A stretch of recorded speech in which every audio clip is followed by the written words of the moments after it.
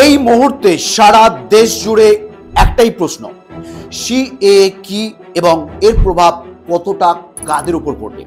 এটা দেশবাসীর জন্য ভালো নাকি মন্দ, সবটাই জানাবো আজকের এই ভিডিওতে। এক পক্ষ বলছে নাগরিকত্ব আইন সংশোধনের ফলে লাখ লাখ মানুষ উপকৃত হবেন, অন্য পক্ষের মতে নাগরিকত্ব আইনে ভিটেয়ারা হবেন কোটি কোটি মানুষ। কিন্তু নাগরিকত্ব সংশোধনী আইন সিএএ নিয়ে হইচইয়ের মধ্যে সঠিক তথ্য সম্পর্কে বিভ্রান্তির ছড়াছড়ি। তাই নাগরিকত্ব আইন সম্পর্কে সব তথ্য জানুন এখানেই। সিএএ নিয়ে 10টি প্রশ্নের উত্তর পুঙ্খানুপুঙ্খ আলোচনা করব, তাই পুরো বিষয়টি ভালো করে বুঝে নিন। প্রশ্ন নাম্বার 1, ভারতীয় নাগরিকদের উপর প্রভাব ফেলবে সিএএ? উত্তরে জানাই আপনাদের, ভারতীয় নাগরিকদের সঙ্গে সিএএ এর কোনো সম্পর্ক নেই। এদেশের নাগরিকদের মৌলিক অধিকারের উল্লেখ রয়েছে ভারতীয় সংবিধানে। সিএএ বা এই সম্পর্কিত কোনো আইন তা খর্ব করতে পারে না। এই সম্পর্কিত ভুল তথ্য প্রচার করা হচ্ছে। মুসলিম সহ ভারতীয় নাগরিকদের উপর সিএএ এর কোনো প্রভাব পড়বে না। প্রশ্ন নাম্বার 2, সিএএ কাদের জন্য? শুনুন তাহলে।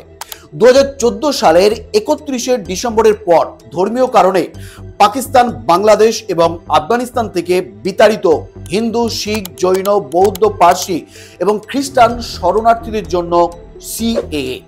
এই 3 দেশ বা অন্য কোনো দেশ থেকে আসা মুসলিম সহ অন্য কোনো বিদেশি শরণার্থীদের জন্য সিএএ লাগু হবে না।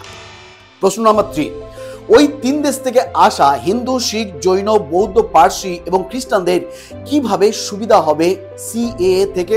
শুনুন, পাসপোর্ট বা ভিসার মতো নথি না থাকলেও ভারতীয় নাগরিকত্বের জন্য আবেদন করা যাবে। সিএএ এর মাধ্যমে এই শরণার্থীরা এমন সুযোগ পাবেন। দ্বিতীয়ত, ভারতীয় নাগরিকত্বের জন্য তাদের আবেদনের রাস্তা আরো মসৃণ হবে। এদেশে বসবাসের ন্যূনতম বয়স 1+11 বছরের পরিবর্তে 1+5 বছর হবে। প্রশ্ন নাম্বার 4, এর মানে কি এই যে পাকিস্তান, বাংলাদেশ এবং আফগানিস্তানের মুসলিমরা কখনোই ভারতীয় নাগরিকত্ব পাবে না? না, এমন কোনো লক্ষ্যে সিএএ গঠন করা হয়নি। বিগত বছরগুলিতে ওই দেশগুলি থেকে শতাধিক মুসলিমদের নাগরিকত্ব দেওয়া হয়েছে। ভবিষ্যতেও যোগ্যতার বিচারে নাগরিকত্ব পাবেন তারা, ধর্মের বিচারে নাগরিকত্ব দেওয়া হবে না।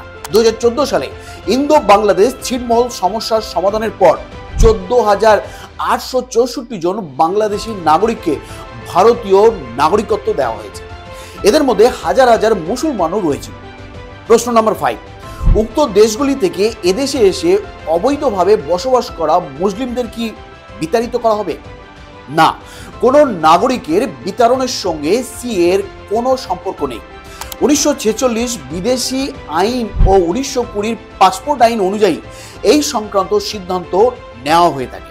বিদেশি নাগরিকদের ভারতে প্রবেশ এবং প্রস্থান সম্পর্কিত সিদ্ধান্ত এই 2 আইনের ভিত্তিতেই নেওয়া হয়, কোনো ব্যক্তির ধর্ম বা দেশের ভিত্তিতে নয়। তাই ভারতে অবৈধভাবে বসবাসকারী যে কোনো বিদেশির জন্যই এই 2 আইন প্রযোজ্য।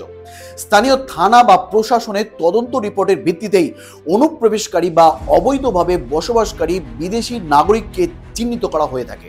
ওই নাগরিককে সংশ্লিষ্ট দেশের দূতাবাসের তরফে সঠিক নথি সহ মূল দেশে পাঠানোর ব্যবস্থা করা হয়। 1946 বিদেশি আইন অনুযায়ী বিদেশিদের চিহ্নিতকরণের পরই অসমে এই ফেরত পাঠানোর প্রক্রিয়া শুরু হয়েছে। অর্থাৎ এই পদ্ধতিতে কোনো বৈষম্য বা ত্রুটির প্রশ্ন নেই।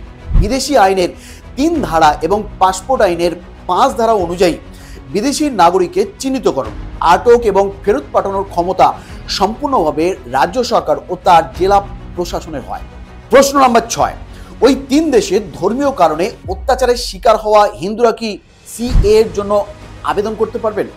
না, তাদের অন্য ধর্মের বিদেশি নাগরিকদের মতোই আগের পদ্ধতিতে আবেদন করতে হবে। সিএএ থাকলেও 1955 নাগরিকত্ব আইন অনুযায়ী তারা কোনো অতিরিক্ত সুবিধা পাবে না। প্রশ্ন নাম্বার 7, বর্ণ, লিঙ্গ, রাজনৈতিক সংগঠনের সদস্য, ভাষা ইত্যাদির বিচারেও কি আবেদন করা যাবে সিএএ এর মাধ্যমে? না, সিএএ এর বিস্তৃতি অত্যন্ত স্পষ্ট। 3 পড়শি দেশের 6 সংখ্যালঘু গোষ্ঠীর বিদেশি নাগরিকরাই শুধু এই আবেদন করতে পারবেন। অন্য কোনো দেশের বিদেশি নাগরিকত্ব আইন 1955 অনুযায়ী ন্যূনতম শর্ত পূরণের মাধ্যমে ভারতীয় নাগরিকত্বের জন্য আবেদন করতে পারবেন। প্রশ্ন নাম্বার 8, সিএ এর কারণে ধীরে ধীরে ভারতীয় নাগরিকত্ব হারাবেন মুসলিমরা। সিএ কোনো ভারতীয় নাগরিকের ওপর কোনো প্রভাব ফেলবে না। সব ভারতীয় নাগরিকরাই তাদের সংবিধান প্রদত্ত মৌলিক অধিকার পাবেন। কোনো ভারতীয় নাগরিককে তার নাগরিকত্ব থেকে বঞ্চিত করবে না সিএ, বরং 3 দেশের নির্দিষ্ট পরিস্থিতির শিকার বিশেষ বিদেশি নাগরিকদের জন্য ভারতীয় নাগরিকত্বের সুযোগ করে দেবে এই আইন। প্রশ্ন নাম্বার 9, সিএ এর পর এনআরসি হবে এবং মুসলিম বাদে সব শরণার্থীদের নাগরিকত্ব দেওয়া হবে এবং মুসলিমদের ডিটেনশন ক্যাম্পে পাঠানো হবে। এনআরসির সঙ্গে সিএ এর কোনো সম্পর্ক নেই। 2004 সালের ডিসেম্বর থেকে 1955 নাগরিকত্ব আইনের সঙ্গে আইনত সংযুক্ত এনআরসি এবং 2003 সালের কিছু নির্দিষ্ট নিয়মের ভিত্তিতেই এই আইন কার্যকরী সম্ভব। ভারতীয় নাগরিকদের রেজিস্ট্রেশন পদ্ধতি এবং জাতীয় পরিচয়পত্র সম্পর্কিত বিষয়ের সঙ্গে তা জড়িত। বিগত 15-16 বছর ধরে এই আইন রয়েছে। সিএ আলাদা করে এতে কোনো পরিবর্তন আনেনি। সবশেষে প্রশ্ন নাম্বার 10, সিএ এর অধীনে নাগরিকত্বের নিয়ম কি কি? সিএ এর ভিত্তিতে নিয়মগুলি এখনো গঠন করা হচ্ছে। সিএ এর বিভিন্ন আইনি দিক দেখেই তা কার্যকরী হবে। সব বন্ধুরা, এই ছিল আজকের পরিবেশন। ভিডিওটি ভালো লাগলে অবশ্যই এটি লাইক করবেন এবং এই গুরুত্বপূর্ণ তথ্যটি যাতে সমস্ত ভারতীয় থেকে সমস্ত দেশবাসী জানতে পারে তার জন্য অবশ্যই শেয়ার করবেন। ভালো থাকবেন, সুস্থ থাকবেন। ধন্যবাদ।